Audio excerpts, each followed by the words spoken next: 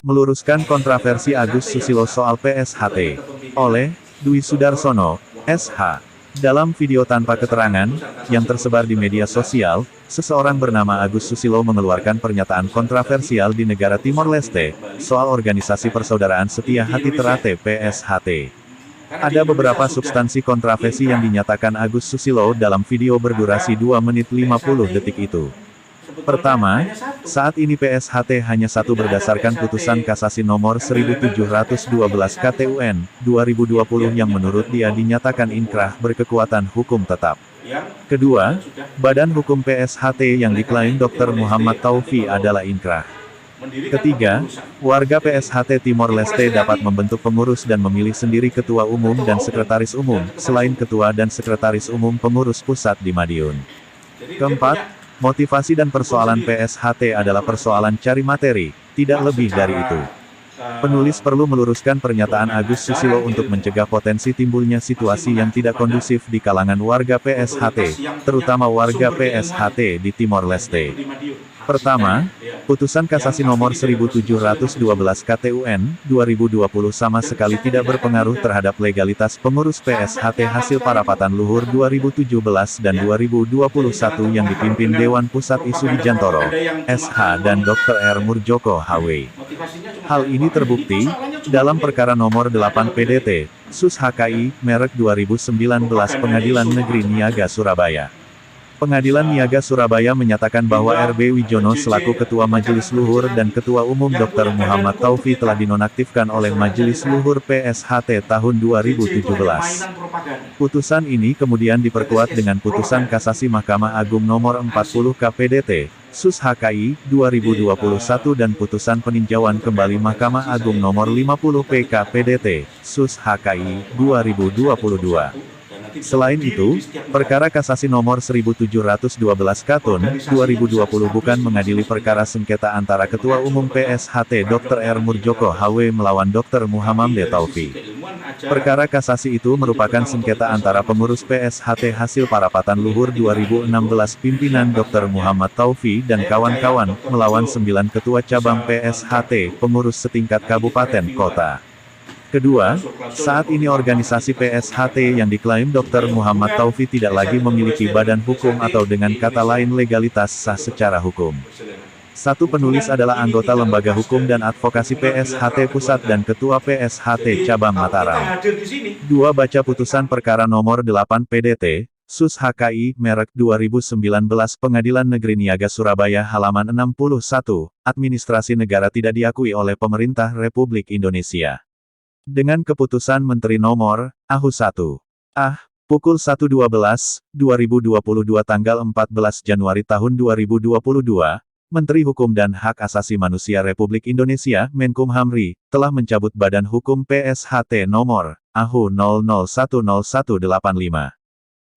Pukul 1:07 tahun 2019 yang dipimpin Muhammad Taufi. Sedangkan, PSHT pimpinan Dewan Pusat Isu Wijantoro, SH dan Ketua Umum Dr. R. Murjoko HW secara legal telah diakui pemerintah Republik Indonesia dengan keputusan Menteri Hukum dan HAM RI nomor, AHU 001626. Pukul 1:07. Tahun 2022 tanggal 11 Februari tahun 2022 tentang pengesahan pendirian Badan Hukum Perkumpulan Persaudaraan Setia Hati Ternate. Ketiga, PSHT pimpinan Ketua Dewan Pusat Isu Wijantoro, SH dan Ketua Umum Dr. R. Murjoko HW adalah satu-satunya organisasi pemilik merek PSHT dan Setia Hati Ternate SHT kelas 41 di Indonesia. Dengan demikian, legalitas Badan Hukum PSHT diperkuat lagi dengan kepemilikan merek PSHT dan SHT kelas 41 yang terdaftar di Dirjen Administrasi Hukum Umum Kementerian Hukum dan HAM Republik Indonesia. Keempat, Agus Susilo jelas telah melakukan kekeliruan serius dengan menyatakan warga PSHT Timor Leste dapat memiliki sendiri ketua umum dan sekretaris umum di negara Timor Leste.